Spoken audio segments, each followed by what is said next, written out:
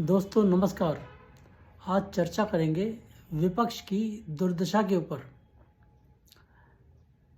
मोदी जी ने लोकसभा चुनाव के बाद एक भाषण में कहा था कि 6 महीने बाद देश में बहुत बड़ी राजनीतिक उथल पुथल होगी। उनकी बात अब सत्य होती नज़र आ रही है, क्योंकि विपक्ष एकदम से बिखरा बिखरा नज़र आ रहा है। और ये जो आधार बना इसको विपक्ष के बिखरने का, वो सबसे ज़्यादा पहले तो बना हरियाणा से, और उसके बाद महाराष्ट्र चुनाव ने ये सारा आधार बना दिया। वो शब्द याद कीजिए देवेंद्र फडणवीस के। उन्होंने कहा था, मेरा पानी उतरता देख, मेरे किनारे पर घर मत बना लेना, मैं समंदर हूँ, लौट कर वापस आऊँगा। और वो समंदर आया, और ऐसा समंदर आया कि जिसने लोगों के, जो विपक्षी दलों के घर ही नहीं, पूरे इंडी गठबंधन की बस्ती उजाड़ के रख दी। यही सत्य है। अब आप देखिए, मैं आपको बताता हूँ।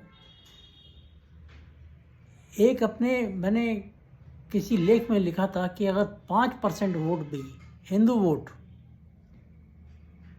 कंसोलिडेट हो गया,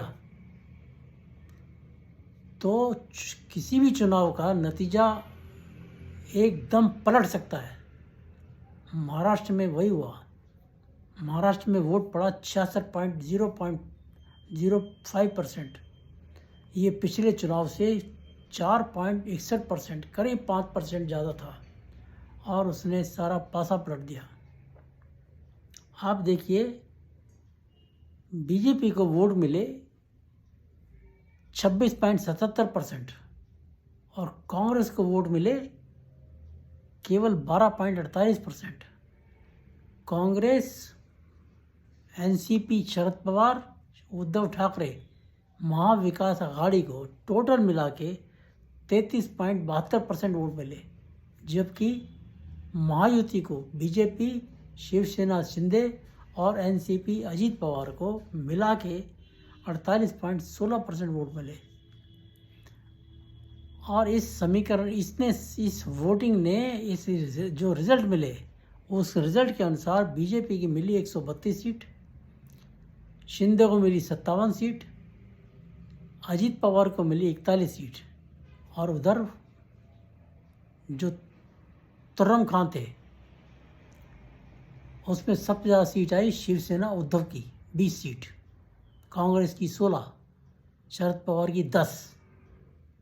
मतलब उसकी वोट भी करीब करीब इतनी थी और सीट भी उतनी आई हैं। तो टोटल मिला के आप ये देखिए कि इनके जो टोटल सीट बनती हैं वो 20 और 16, 36, 40 सीट मिलती हैं, केवल 40। ये सारा समीकरण इन सीटों ने बदल दिया। मैं आपको एक बड़ी गहरी बात बताता हूँ। ये हो सकता है लोगों को बड़ी अटपटी भी लगेगी। शिंदे जो शिवसेना से निकल के आए थे, उसको दिखाई दे गया था कि अगर जिस तरह से उद्धव ठाकरे एंटी हिंदू चल रहा है, तो हमारा ठिकाना कुछ नहीं रहेगा, हम बर्बाद हो जाएंगे। वो निकल आया, 40 एमएलए लेके निकल आया, और 40 एमएलए को, ये इसका जो भोंपू है उद्धव का, संजय राउत, उसने 40 लाशें कहा था उसको। ये बड़ी भद्दी भाषा बोली थी उसने। और इसी तरह जो अजीत पवार है, वो भी यही सोच के निकले कि अगर मैं यहाँ रहा शरद पवार के साथ, मेरी लुटिया डूब जाएगी। निकल आया बाहर। मतलब they have taken the right decision at the right time. लेकिन इनके दिमाग में भी एक फतूर था। ये बातें खुल के कोई बोलता नहीं है कि हमारे दिमाग में क्या फतूर ये था कि अगर चुनाव के बाद ऐसी कोई सिचुएशन बनी कि हम महाविकास आघाड़ी के साथ मिलके सरकार बना सकते हैं, तो हम स्विच ओवर हो जाएंगे। हो भी सकते थे, क्योंकि जब चीफ मिनिस्टर का अनाउंसमेंट होना था, तो कुछ ढुलमिल थे शिंदे जी, इनकी तीनों की शिंदे, अजीत पवार और महाविकास अघाड़ी की मिला के सीटें 144 बनती हैं, सरकार तो बन जाती। लेकिन क्लेश ये हो गया कि बीजेपी की 132 सीट आ गई। अगर वो 32 सीट में कोई 15-20 सीट भी कम रहती तो ये लोग खिचड़ी बना लेते अपनी।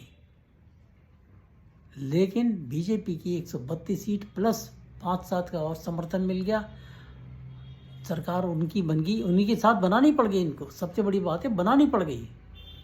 क्यों? क्योंकि अगर ये लोग इधर उधर करने की कोशिश करते तो जो उद्धव के लोग हैं, शरद पवार के लोग हैं, कांग्रेस के लोग हैं, वो बिना पैसे के, बिना कोई मांगे इधर बीजेपी की तरफ खिंचा आते। इनकी सरकार तो 1 मिनट नहीं चलती। तो ये सारे समीकरण बीजेपी की 132 सीट आने की वजह से एकदम से बदल गया, कोई कुछ नहीं कर सका। अब देखिए, जो मैं कह रहा हूँ कि ये पूरा इंडी गठबंधन का बस्ती उजाड़ दी देवेंद्र फडणवीस ने। कैसे? आप देखिए, शरद पवार प्रधानमंत्री को मिले, मोदी जी को, और चाहे जिस वजह से मिले हुए, लेकिन मुलाकात में बातें तो कुछ और भी होती है ना, जरूरी थोड़ी है बस जिस ऑफिशियल काम के लिए गए वही बात हो गई। अब शरद पवार ने 2 दिन पहले आरएसएस की तारीफ कर दी, जिस आरएसएस को बैन करने के लिए all India Muslim personal law board के जो नुमानी था, मौलाना नुमानी, उसको वादा किया था कि हम आरएसएस को बैन कर देंगे। शरद पवार उस आरएसएस की तारीफ कर रहे हैं। क्या कहते हैं? आरएसएस की वजह से बीजेपी की जीत हुई है, आरएसएस ने बड़ा बढ़िया काम किया उनके लिए। उद्धव ठाकरे फडणवीस को मिलते हैं, बेटे के साथ मिलते हैं, और सामना में कसीदे पढ़ रहे हैं उनके। किस लिए? कि देवेंद्र फडणवीस ने गढ़चिरौली, जो नक्सल इफेक्टेड एरिया है, वहाँ पर डेवलपमेंट प्रोजेक्ट चालू कर दिए। अब उद्धव जी तारीफ कर रहे हैं उसकी कि इसका जो इम्पैक्ट है वो गढ़चिरौली पर ही नहीं पड़ेगा, पूरे महाराष्ट्र पर पड़ेगा। बहुत बढ़िया जी। तो हो गया ना सारा मामला डामाडोल। और अब उद्धव ठाकरे कह रहा है कि हम बॉम्बे म्यूनिसिपल कॉरपोरेशन का इलेक्शन अकेले लड़ेंगे, कांग्रेस और एनसीपी के साथ, शरद पवार के साथ नहीं। लेकिन अगर बीजेपी के साथ हो सकता है, दिमाग में हो, जुड़ जाए, लेकिन संभव नहीं है, क्योंकि वो तो 3 दल ऑलरेडी हैं वहाँ पे। सीट के बंटवारे के लिए तुम चौथे कहाँ से घुस जाओगे?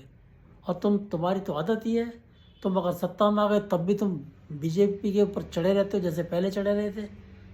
तुम्हारी तो कोई दीनमान ही नहीं है। और जब तक संजय राउत उद्धव की शिवसेना में विराजमान है, इस पार्टी का कुछ नहीं हो सकता, बेड़ा गर्क हो जाएगा। ये मैं आपको अभी बता रहा हूँ। ये इस उद्धव ठाकरे को भी समझ नहीं आ रहा है। अभी तो पिछले दिनों कुछ खबर आई थी कि शिवसेना की मातोश्री में मीटिंग में उसकी पिटाई हुई है। अब भाई लोगों ने तो फोटो सब छाप दिए, लेकिन ऑफिशियल खबर तो खैर कोई नहीं मिली, लेकिन हुई पिटाई है उसकी वहाँ पर। एक्चुअली उद्धव ठाकरे ने कांग्रेस से हाथ मिला के बाला साहब ठाकरे की जो विरासत है उसको मिट्टी में मिला दिया, और शिंदे ने उस विरासत को संभाल लिया। अब उद्धव ठाकरे कांग्रेस में एक बार मिलके वो he has lost all grounds, morality सब खत्म हो गई उसकी।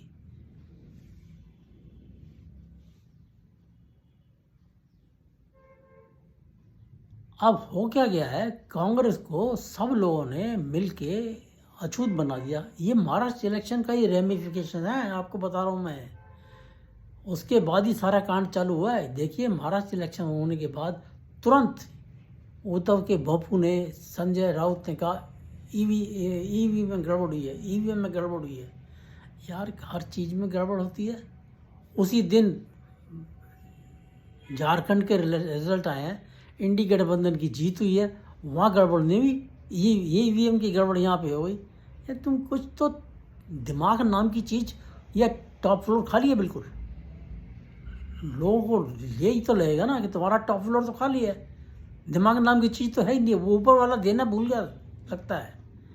आप ये देखिए, और बताता हूँ आपको मैं,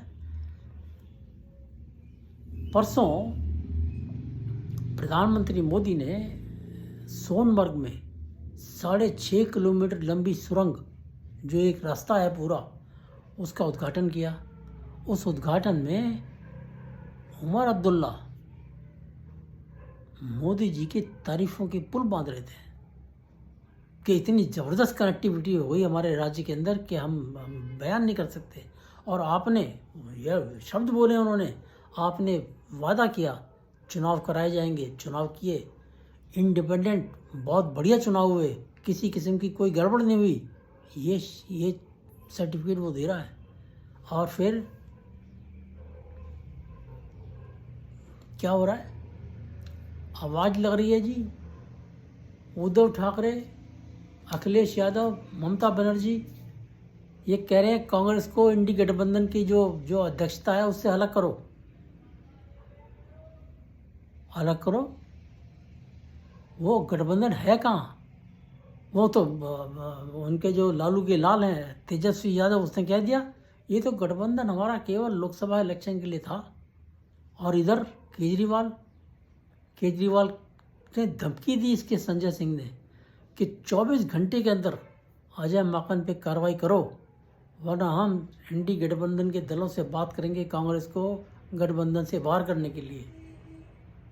धमकी तो दे दी, लेकिन चूमंतर हो गया बाद में, कुछ नहीं बोला, बाद में चुप हो गए। क्यों? इनको डर है कि अगर हंग असेंबली बन गई दिल्ली में तो हमें फिर कांग्रेस से हाथ मिलाना पड़ेगा। ये इनका ड्रामा चल रहा है। अब चक्कर ये है कि कांग्रेस की तो दुर्दशा हर पार्टी कर रही है। ममता बनर्जी वो ठोक के रखती है, अखिलेश यादव ने यूपी के बाई इलेक्शन में सीट नहीं दी इनको। इधर केजरीवाल ने पंजाब में गठबंधन किया लेकिन ना के बराबर किया, दिल्ली में गठबंधन किया लोकसभा में और अब असेंबली में मना कर दिया। मतलब कांग्रेस की ये हालत हो गई है कि साहब पहले निकाह करते हैं फिर तलाक हो जाता है, फिर निकाह करते हैं, लेकिन हलाला तो होता नहीं हलाला तो होता नहीं, तो वो निकाह चलेगा कैसे? कहीं नहीं चल रहा। हर दल इनको नकारने में लगा हुआ है, बाहर करो, बाहर करो, बाहर करो। और इनका जो युवराज है राहुल गांधी, वो अडानी अंबानी के सिंड्रोम से बाहर नहीं निकल पाता। आप एक बात ऑब्जर्व कीजिए, पूरे विपक्ष में केवल एक इसके दिमाग में चुल्ल मची रहती है अडानी अंबानी की, और कोई पार्टी अडानी अंबानी को लेके गाना नहीं गाती है, यही गाता रहता है। क्यों? ये has been directed by George Soros. वो कहता है अडानी को गिरा दो, मोदी गिर जाएगा, वही काम कर रहा है ये। मतलब अडानी के नाम की, अडानी अंबानी के नाम की माला जपते हैं ना, जैसे माला जपता रहता है बस। और ऐसा लगता है जैसे कि अगर कुछ ये मतलब इसको सुबह उतरती नहीं होगी अगर अडानी का नाम ना लेता हो। ये किस मिट्टी का बना है, मेरे को यही समझ नहीं आ रहा। मतलब एक कई दफ़ा लगता है जैसे एक आदमी पागल हो जाता है ना, एक ही चीज़ को बोलता रहता है, एक ही चीज़ को बोलता रहता है। ये पागलपन का दौरा होता है साहब, अगर आप सही माने में देखें तो। ऐसा कहा जाता है कि लोकतंत्र में, स्वस्थ लोकतंत्र में विपक्ष मजबूत होना जरूरी है, आवश्यक है। लेकिन हमारे देश में मामला उल्टा है। यहाँ विपक्ष मजबूत है इस वक्त, थोड़ा सा हुआ भाई 99 के फेर में आ गए, ऊट पटांग वादे करके कि 8,500 रुपये महिलाओं को देंगे, तो वो 99 सीट्स लेके मजबूत होके भी ये एक न्यूसेंस वैल्यू है और कुछ नहीं है। अगर मजबूत होते हैं तब भी न्यूसेंस वैल्यू है, और कमज़ोर होते हैं तब भी न्यूसेंस वैल्यू है। क्यों? क्योंकि कमज़ोर होते हैं तब भी शोर शराबा। भाई सड़कों पे दंगाबाजी कराना तो कोई बड़ी बात नहीं है ना, वो तो कहता ही है, घूमता है, कहता फिरता घूमता है कि केरोसिन बिखरा हुआ है पूरे देश में, एक तिल्ली लगाने की देर है। तिल्ली लगाने की देर है, ये तिल्ली कभी भी लगा देंगे ये। तो यहाँ का हिसाब किताब यही है, विपक्ष मजबूत होगा तो सरदर्द रहेगा सरकार के लिए, कमज़ोर होगा तो सरदर्द रहेगा। कमज़ोर होगा संसद में तो हल्ला मचेगा ही मचेगा। मैंने 10 साल हो गए देखते हुए, आज तक कभी मैंने मोदी की को इन विपक्ष वालों को सुनते हुए नहीं देखा। जब भी बोलते हैं वो इतना शोर करते हैं, लोग इतना शोर करते हैं कि मतलब कोई आदमी सोच नहीं सकता कि यार ये कोई लोकसभा चल रही है। ये लोकतंत्र है इनका, और जिस मर्जी के ऊपर केस दायर कर देंगे, इनकी ये हालत हुई है। आप देखिए, अभी एक मैडम है मीनाक्षी शेरावत, उन्होंने कुछ गांधी जी के लिए शब्द कह दिए, यही कहा कि वो राष्ट्रपिता नहीं है। इसके ऊपर मजे की बात है, ये केस कहाँ लगाते हैं? कर्नाटक में। रहने वाला बंदा दिल्ली का, कर्नाटक में केस लगाएंगे, भागता रहे। अजीत भारती के ऊपर केस लगा दिया कर्नाटक में। ये मतलब कहते हैं कि फिर हम डेमोक्रेसी, लोकतंत्र खतरे में। लोकतंत्र तो तुम खतरे में डाल रहे हो। कैसे?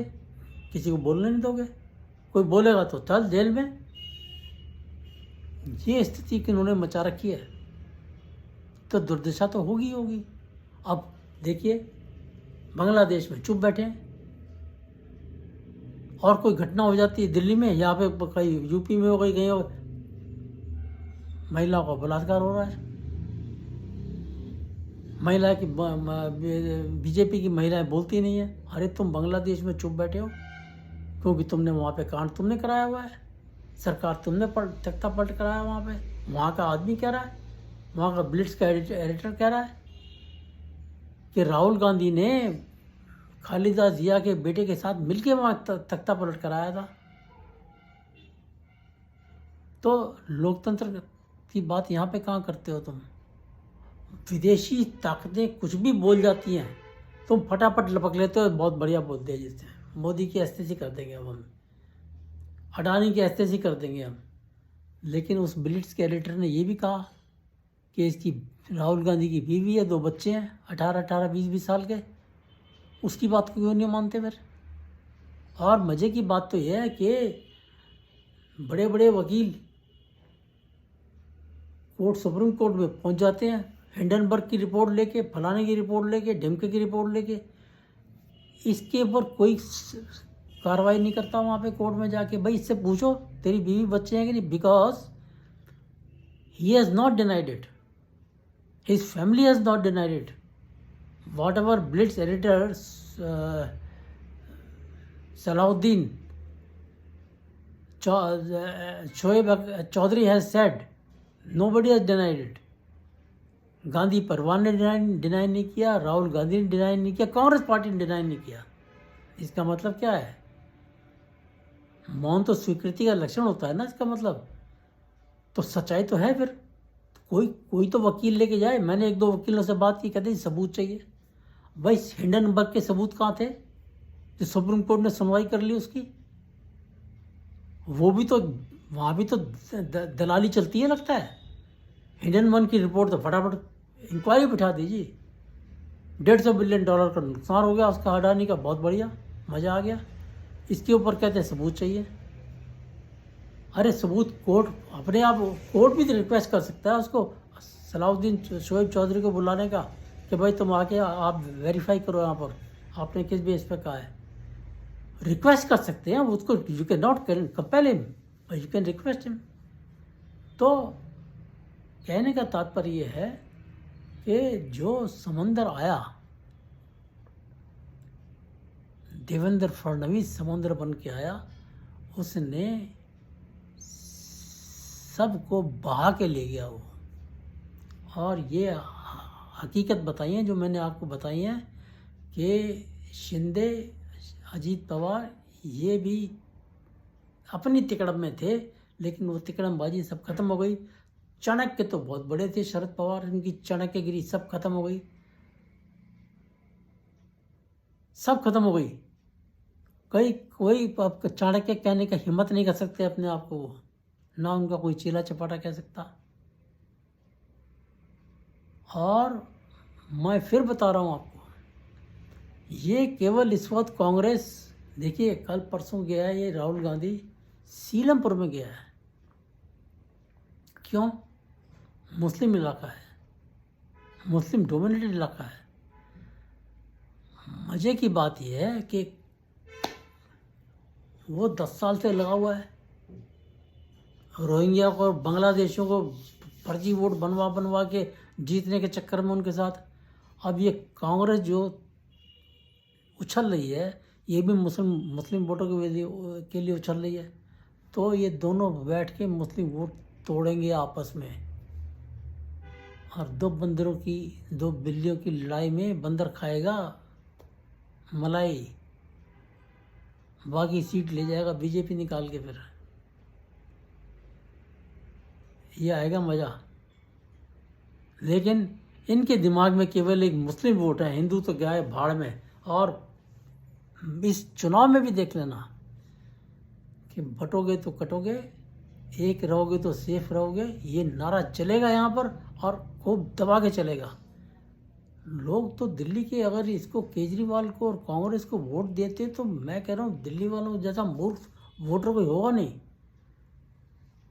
वोटर को जिम्मेदारी अब खुद अपने ऊपर लेनी पड़ेगी कि हमने जो वोटिंग की और एक निकम्मी सरकार को बैठाया, जैसे 10 साल से बैठा रखा है, तो हम जिम्मेदार हैं उसके लिए। पार्टी जिम्मेदार बाद में होगी, पहले हम जिम्मेदार हैं, क्योंकि हमने इसको जानते बूझते हुए, हमने कहते हैं ना आंखों देखी मक्खी हमने निकल ली। तो आज की चर्चा में इतना ही। बस मेरे को कहना ये था कि एक समंदर आया जो कह के आया कि मैं समंदर हूँ, लौट के आऊँगा, और समंदर ने पूरी विपक्ष की जो बस्ती उजाड़ दी। और ये समय बताएगा, ये हमारे लोकतंत्र के लिए बहुत अच्छा एक सिम्टम है, जिसका हमें बहुत बाद में पता चलेगा, क्योंकि देश मजबूत होता जाएगा। अभी कोई दिक्कत वाली बात नहीं है। जितने मर्जी पैर मार ले, किसानों को खड़ा कर दें, और वो छात्रों के कंधे बड़े मजबूत होते हैं ना, उनके कंधे पर रख के वो अपनी लीडरशिप चमका रहे हैं। पप्पू यादव और वो दूसरे क्या नाम है, मैं नाम भी भूल जाता हूँ इन लोगों के, वो स्वराज पार्टी के जो है, जो सबके स्ट्रेटेजिस्ट है, पॉलिटिकल स्ट्रेटेजिस्ट, वो भी अपने कंधे मजबूत कर उनके कंधों पे चढ़े हुए। और 4 सीटें लड़ी, चारों सीटें हार गया।